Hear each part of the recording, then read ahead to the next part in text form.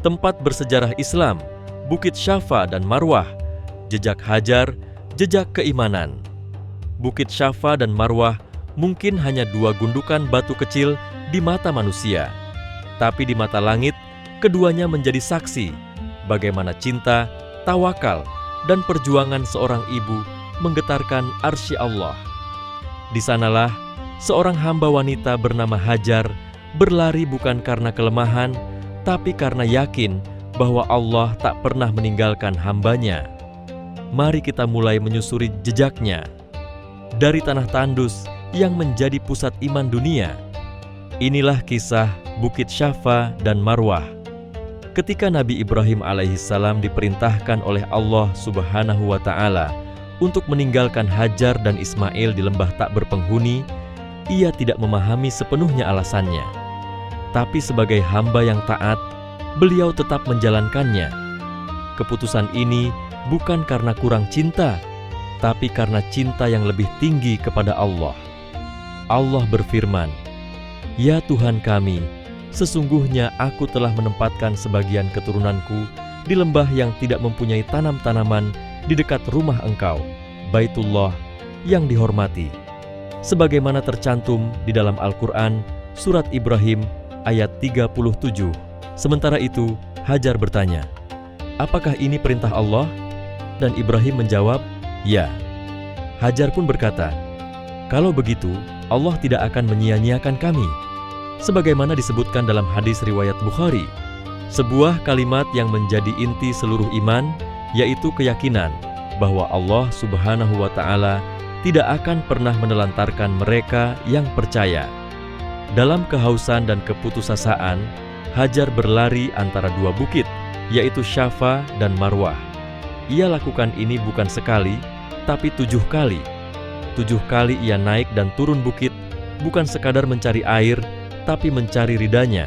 Dan saat air Zam-Zam muncul, Allah tidak hanya memberi air, ia memberi simbol kekekalan, bahwa siapa yang sabar dan berikhtiar karena Allah akan mendapatkan pertolongan dari arah yang tak disangka. Air Zam-Zam keluar dari dekat tumit Ismail atas izin Allah. Malaikat Jibril mengais tanah, dan mata air itu muncul. Sebaik-baik air di muka bumi adalah air Zam-Zam. Ia makanan yang mengenyangkan dan obat bagi penyakit. Hadis riwayat Muslim dan Ibnu Majah, dan air tersebut hingga hari ini belum pernah kering, meski diminum jutaan orang setiap tahun. Ini bukan air biasa. Ini air doa, air harapan, dan air keteguhan. Maka dari sinilah Syafa dan Marwah menjadi lebih dari sekadar tempat.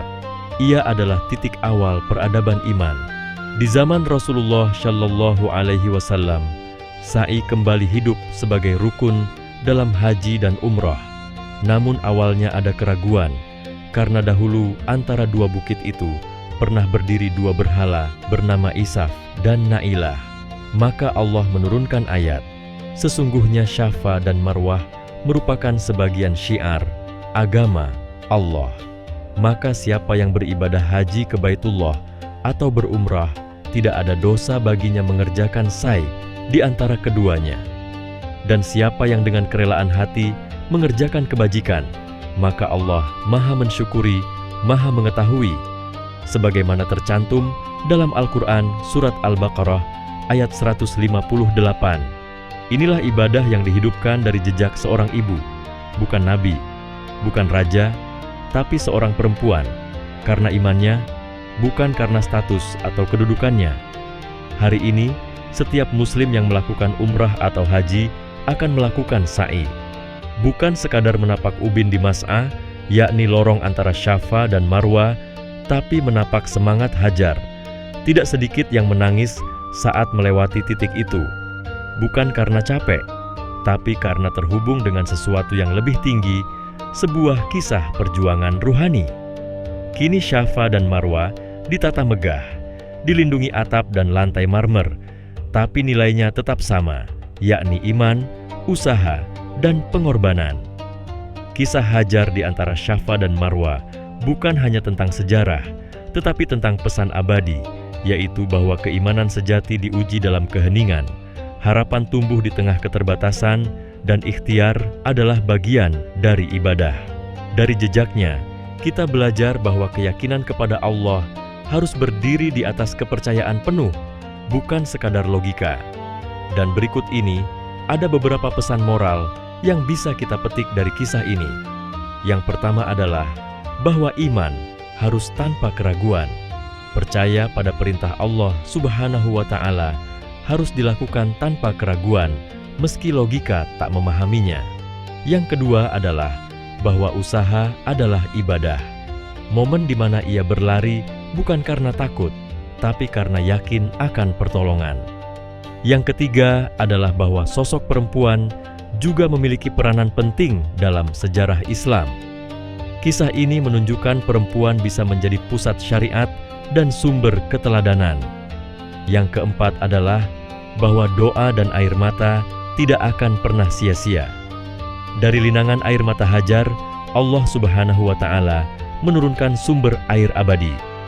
Dan yang terakhir adalah bahwa ibadah bukan sekadar formalitas. Ya, ibadah sa'i bukan sekadar gerakan, tapi perenungan. Setiap langkah adalah zikir hidup yang diulang oleh jutaan umat. Dari langkah-langkah yang ditapaki seorang ibu di tengah padang pasir, Allah Subhanahu wa Ta'ala mengajarkan kepada kita makna keyakinan yang sesungguhnya. Syafa dan Marwa bukan sekadar batu dan debu, melainkan dua tiang spiritual umat Islam. Dan semoga setiap langkah hidup kita, dari masalah ke solusi, dari kesulitan ke jalan keluar, dari ujian ke keberkahan, bisa meniru langkah Hajar, langkah yang tidak pernah menyerah, langkah yang penuh iman. Mari terus telusuri tempat-tempat suci lainnya, dan biarkan hati kita dibasuh oleh kisah-kisah yang akan menumbuhkan iman, langkah demi langkah. Amin.